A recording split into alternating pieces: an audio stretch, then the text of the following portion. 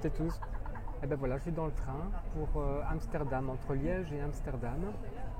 Alors, je vais là en fait pour nager dans un événement à Amsterdam, Limestyle Ice Swim. Donc demain je nage à 200 mètres, après-demain à 500 mètres, c'est totalement l'inconnu pour moi, donc je vais voir ce que ça donne tout ça, ce sera la première expérience. Parce qu'il faut dire une chose, c'est qu'en Bretagne les eaux ne sont pas très froides par rapport à ici. Quoique j'ai regardé l'année dernière et l'année d'avant, les eaux à Amsterdam étaient à 4 degrés 5 et peut-être même j'ai vu à 5 degrés 7. Bon, quoi qu'il en soit, je ne connais absolument pas ce genre de choses. Donc bonjour la découverte. Et à part ça, tout va bien. J'ai eu des appréhensions un certain temps et puis maintenant elles se sont levées. Je suis parti juste avec l'idée que je descends dans l'eau, je nage ma distance et puis je sors de l'eau. Voilà le seul conseil que je me suis donné. À mon avis c'est le meilleur. Tout ce qui peut s'élever par ailleurs dans l'esprit, parce qu'il y en a, eh bien je l'évacue autant que je peux avec les petites techniques habituelles. Alors ça fait maintenant 10 jours que je m'entraîne plus du tout parce que vous allez rire, mais je me suis chopé un bon rhume. En fait, j'aime bien répéter que l'exposition au froid renforce l'immunité, etc. Bon, certainement, hein, c'est vrai, n'empêche, on est parfois malade aussi. Et puis, c'est normal, hein, j'avais forcé un peu sur la mécanique, beaucoup de froid, et puis j'ai commencé à manger aussi un peu plus gras, histoire de me remplumer, parce que je suis maigre comme un clou, et que je vois bien que ceux qui performent bien, qui s'en sortent vivants de l'épreuve, ils sont plutôt enrobés. Donc je me suis dit que si je pouvais gagner un peu de graisse, ce serait pas mal. Alors le gras et le froid, là je parle à tous mes amis de l'Ayurveda, tous ceux qui viennent faire les formations avec moi et à qui je parle assez doctement du sujet sans respecter aucune de ces règles. Pour un mec comme moi qui est cafard, j'ai mangé gras, je me suis bien exposé au froid et puis bien sûr j'ai eu beaucoup d'expectoration et puis un rhume, une sinusite. Donc voilà, je ne sais pas si tout ça est en lien, mais bien sûr ça suit la logique de cette science indienne. Quoi qu'il en soit, je vais faire des petites vidéos de temps en temps avec vous. Demain matin, c'est le 1000 mètres, j'y participe pas. Demain après-midi, le 200 mètres, ce sera la première découverte pour moi de se nager dans du froid, un peu plus froid que celui que je connaisse. Et puis, et dimanche, c'est le 500 mètres. Et ben voilà, on est arrivé à Amsterdam et puis on a directement, à peine arrivé, sortir de la gare, trouver, regarder. Je sais pas si vous voyez, tiens, ici là. Maos vegan pour manger pas très équilibré mais vegan tout de même. Une assiette comme ça, une bonne frite, sauce curry et puis un falafel. Voilà, pur bonheur. Et on vient d'aller dans l'hôtel. Alors très marrant, on n'a pas capté tout de suite. La première chose qu'il fait, c'est de nous expliquer comment on doit faire pour fumer dans les chambres. Moi j'ai demandé une chambre aux non-fumeurs, mais il insiste, il explique. En fait, voilà, il faut, si vous voulez fumer, on est à Amsterdam, si vous voulez fumer dans les chambres, il faut ouvrir la fenêtre. Nous sommes en train de marcher jusqu'à l'endroit de la baignade. On a environ 3/4 d'heure ou 1 heure de marche. Il fait super beau à Amsterdam, enfin super beau pour les pays du Nord, hein. Le ciel est bas. Le ciel si bas qu'un canard s'est perdu. Et puis bien sûr il fait froid, quoi. On vient de trouver l'Amstel. L'Amstel, c'est le cours d'eau dans lequel je vais nager tout à l'heure. Et c'est marrant parce que il y a 2 jours j'étais à Liège chez mes parents et puis j'ai regardé, j'étais à Huy plutôt et j'ai regardé la Meuse et j'ai eu un moment d'appréhension quand j'ai vu la Meuse. En plus j'ai pensé à ces givrés de Huy qui tous les week-ends vont se baigner dans la Meuse que je trouvais très large. Et j'ai senti vraiment l'émotion monter en moi et puis je me suis dit quand même là c'est quelque chose.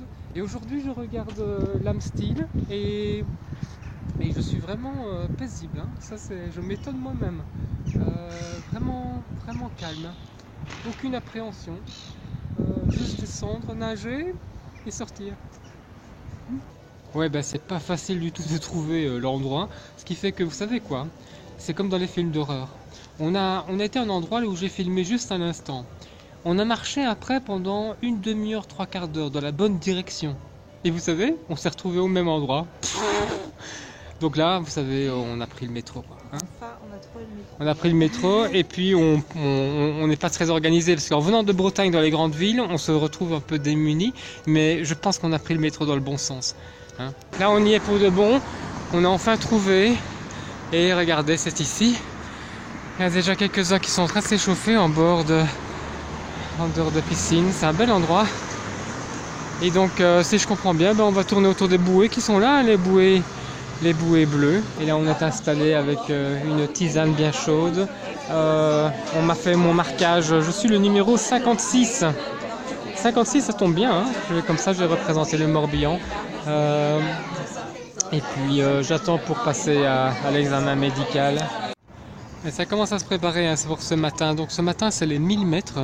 Alors là, je ne suis pas inscrit, bien sûr, parce que déjà, j'ai des appréhensions qui commencent à grandir pour le, peut-être pas pour le 200, mais pour le 500 mètres de demain. Et je suis vraiment curieux de voir comment ça se passe à 1000 mètres. Et c'est passionnant parce qu'il y en a qui vont concourir le 1000 mètres et qui sont déjà au bord depuis 10 minutes, un quart d'heure en déshabillé, quoi. Alors que moi, eh bien, mes doigts me font mal sous mes gants. Il fait froid quand même ce matin, il gèle, hein. Il gèle carrément. Et voilà, ça c'est les premiers qui descendent dans l'eau. Please go into the water. Aïe aïe aïe. Attention, ils sont prêts là. Ready? Parti. Et voilà, ils sont partis.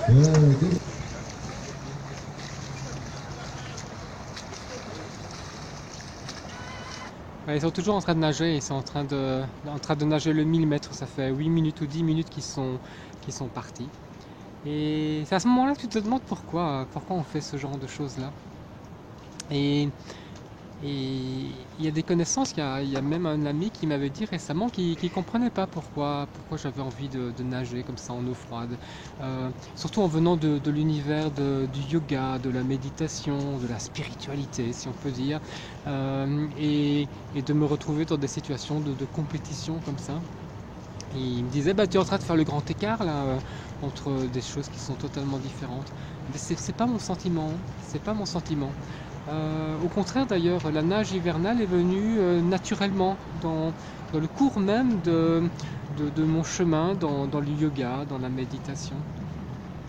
Il est vrai que le yoga et la méditation de plus en plus maintenant sont utilisés par les sportifs de tout niveau.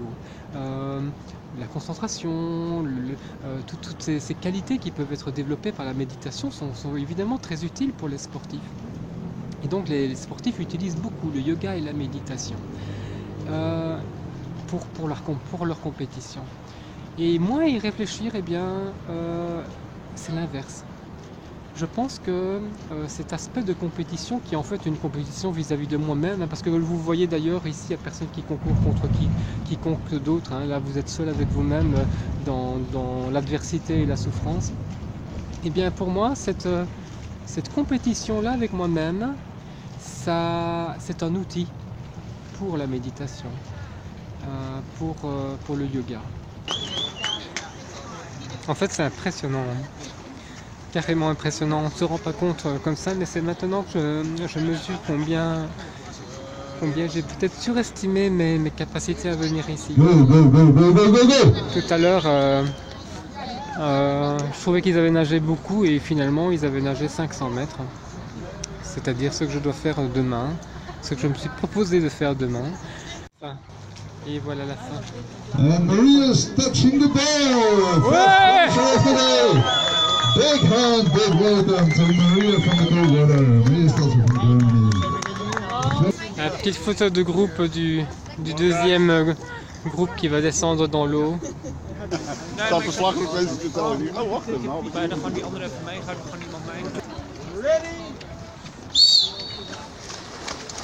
And we're off for the second race of 1000 meter, 5 people.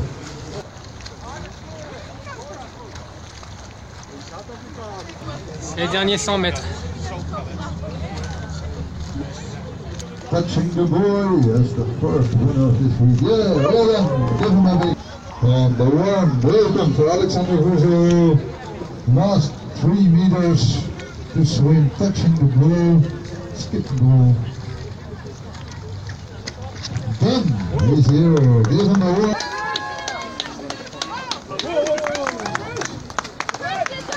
Touch the ball, touch the ball. Touch the ball for the finish. The official finish mark, that's it. Ça fait des heures qu'on attend.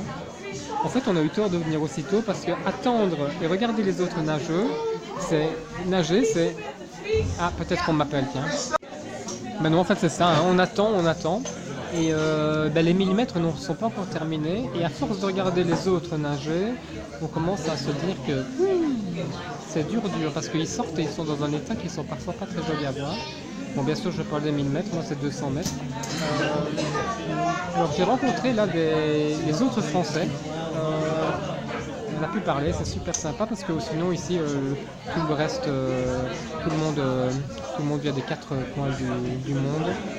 Et on n'avait pas encore eu l'occasion de rencontrer qui que ce soit. Voilà, bon, j'attends mon tour. Hein. C'est l'heure de gonfler sa bouée. Hein.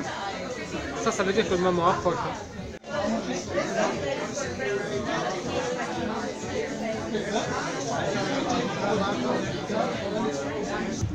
Bon, ben ça y est, hein. Je suis au bord. Hein.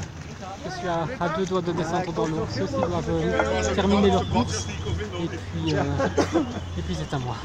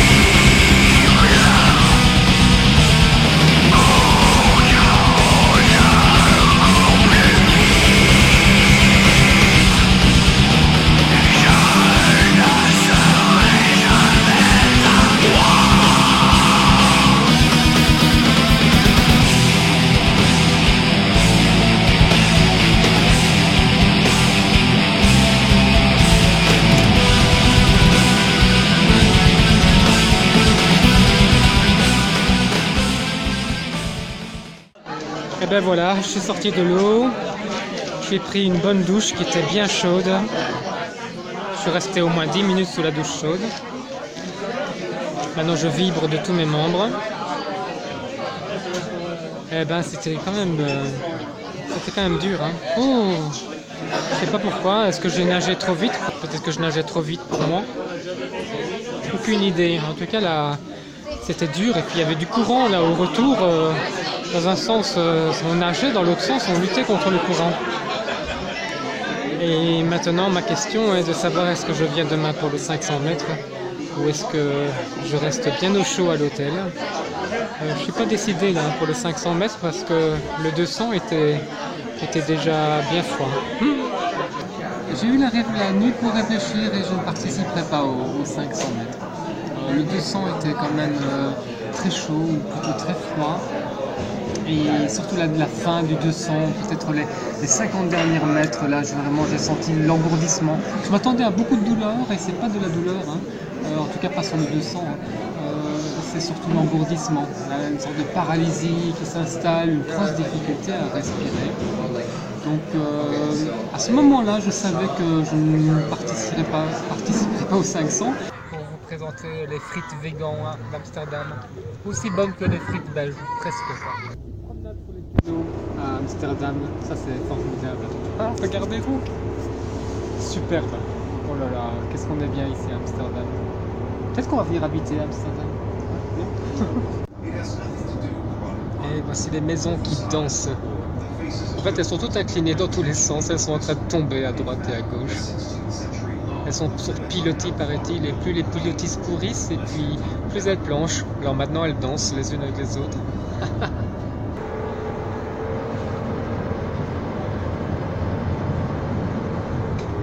Je suis très content de ce petit week-end à Amsterdam. D'abord de l'effort fourni, parce que je me rends bien compte quand je mesure ma fatigue aujourd'hui que l'effort était important. Très content d'avoir pu fournir et puis me dépasser de la sorte. J'ai appris énormément de choses. D'abord j'ai découvert cet univers de la nage en eau froide. Cette communauté aussi de nageurs, c'est un tout petit groupe. Là les gens venaient du monde entier et puis au final il y avait 150 personnes. Il y a vraiment une sympathie, il y a une entraide et puis la notion de compétition n'est pas présente. Il y a la notion de surpassement, de dépassement, il y a un encouragement mutuel. C'est très, très agréable, très beau à voir. Et voilà, content, super content. Et puis confiant pour la Slovénie, puisque pour la première fois j'ai nagé cette distance. Et c'est une distance que je vais devoir nager à 2 reprises en Slovénie, dans une température, dans une eau certainement 3 ou 4 degrés moins que ça. Et voilà, je suis confiant. J'ai bien fait de venir. D'un autre côté, dans un petit coin de mon esprit, je suis aussi un peu interloqué, un peu déçu, puisque j'ai pas nagé le 500 mètres. Mais même si je suis déçu, dans le fond, c'était une bonne chose, c'était un bon choix. Parce que si je m'étais aventuré dans le 500 mètres et que, comme j'ai vu certains devoir le faire, être amené à sortir, ça sème quand même le doute et la confusion dans l'esprit. Je ne serais pas aussi confiant que je le suis maintenant. Et puis, même si je l'avais poussé à son terme, sachant que nageant comme je nage, ça m'aurait pris peut-être 13 ou 15 minutes, j'ai peine à imaginer l'état dans lequel je serais. Et ça aussi, c'est pas une bonne chose parce que, alors après, ça fait peur. Il y a quelques mois d'ici, je me suis déjà fait peur à quelques reprises, poussant un peu trop l'exercice dans mon lac à Plouray, et puis je suis rentré dans des états tellement pitoyables, tellement inquiétants aussi pour moi et puis pour mon entourage, que on est défranchi. Il y a une expression qui dit chat échaudé craint l'eau froide. Ici c'est plutôt chat refroidi et glacé craint l'eau tiède ou un truc comme ça. Il m'a fallu quand même ressortir d'une période de rejet du froid, et ça c'est quand on va trop loin. Et alors il y a plein de gens qui m'ont écrit, vous avez été nombreux à m'écrire, à m'envoyer des SMS, par Messenger également, beaucoup m'ont demandé de mes nouvelles. Certains m'ont demandé quel avait été mon vécu des 200 mètres, alors voilà, je partage ça un moment avec vous. Ce qui est clair, c'est que je suis parti beaucoup trop vite. On m'avait mis en garde, on m'avait dit pars pas trop vite, je suis quand même parti trop vite. Il m'a fallu 75 mètres pratiquement pour réaliser que j'étais parti trop vite. J'arrivais pas à respirer. Et pour cause, je suis parti trop vite parce que les 75 premiers mètres, je les ai faits en compagnie des personnes qui étaient avec moi dans la course. Et c'était une mauvaise idée parce qu'en fait, tous ceux qui étaient avec moi nageaient plus vite que moi. Et ça, c'est une erreur de ma part parce qu'on m'a demandé quels étaient mes temps. Donc on m'a mis dans un groupe en fonction du temps que j'avais fourni, mais mes temps je ne les connaissais pas parce que jamais je n'ai pu mesurer mes capacités de 200 mètres en eau très froide. Donc j'avais extrapolé des temps en fonction de mes temps en piscine tempérée. J'avais ajouté 30 secondes à mon temps de piscine. Et en fait c'est 1 minute et demie que j'aurais dû ajouter. Donc je suis parti très vite avec un groupe qui nageait vite. Ce n'est d'ailleurs que hier, le lendemain, que j'ai réalisé que j'avais bien nagé, puisque je suis dans les 12, je suis le 12e sur 27, donc quelque part je suis au milieu du peloton, ce qui pour moi est incroyable, excellent. Donc je suis parti trop vite. réalisant ça, il m'a fallu un certain temps pour avoir quelques bonnes sensations et non pas durer très longtemps les bonnes sensations. À un moment, je me rappelle, je soufflais dans l'eau et puis je voyais le tourbillon de mon souffle dans l'eau, dans cette eau saumâtre, un peu comme elle l'est dans le lac, et j'ai eu la sensation d'être à pleurer dans mon lac, paisible quoi. Mais ça avait disparu parce que le doute s'est installé. Une sorte de sensation d'inquiétude, puis l'inquiétude de ne plus avancer. Parce que je voyais les autres au loin, loin devant, à quelques mètres devant, je ne pouvais pas aller à ce rythme, j'étais contre le courant, et à un moment je me suis demandé, mais ça y est, je n'avance plus quoi. J'ai cru que je n'avançais plus, et je me suis mis même à compter le nombre de mouvements entre deux bouées à 25 mètres, juste pour vérifier que j'avançais toujours. Et j'ai compté, ça faisait 15 mouvements de bras, ce qui en fait m'a rassuré puisque en piscine je tourne avec 9 ou 10 mouvements, donc là c'était logique contre le courant et dans le froid que je sois à 15. Là j'ai réalisé que finalement quand même j'avançais. Il m'a fallu tout ce temps pour me rassurer. Et puis la fin s'est faite dans une sorte de grand engourdissement avec une oxygénation insuffisante que je ne réalisais pas à ce moment-là, mais que j'ai réalisé au sortir avec l'essoufflement important. Donc voilà quelles étaient mes sensations. Vous voyez, c'est pas super positif. Je m'attendais à faire ça détaché, vous savez, observant mes sensations, observant la douleur et l'engourdissement s'installant, enfin le truc un peu du grand philosophe qui regarde les choses de l'extérieur. Pas du tout, hein. J'étais à 100% pris par l'agitation et la tourmente. Voilà un point clé sur lequel il va falloir que j'apporte des améliorations. Donc j'ai un mois pour ça, pour m'améliorer. D'abord nager plus souvent en eau froide, connaître ma vitesse également, ma vitesse propre, comme ça je serai totalement indépendant des autres. Compter mes respirations pour au besoin évaluer ma dynamique et puis garder mon calme, ce qui n'a été que très partiel lors de ces 200 mètres. Voilà tout ce que j'avais à partager. Et puis j'ai plein de gens à remercier en fait. Merci à toi Delphine, puisque tu es mon chaperon. Le chaperon, c'est celui qui est au bord de l'eau et puis qui fait signe qu'on interroge pour savoir est-ce que ça va, est-ce qu'il a l'air de nager bien, est-ce que c'est celle qui est responsable de toi dans l'eau. Donc merci d'être responsable de moi. Tu m'accompagnes, c'est super. Tu supportes toutes mes excentricités et il y en a eu vraiment pas mal ces derniers mois. Je sais que tu es inquiète, que tu es réticente dans le fond, mais tu es encourageante toujours, donc m'offrant une complète liberté, c'est incroyable, merci Delphine. Et puis un petit coucou à mes filles qui à des degrés divers sont présentes, et surtout ma petite dernière, Yona, qui a 9 ans et qui m'accompagne le plus souvent possible à la piscine. Donc voilà, merci à tout le monde, bye bye. C'est tout maintenant, je m'arrête.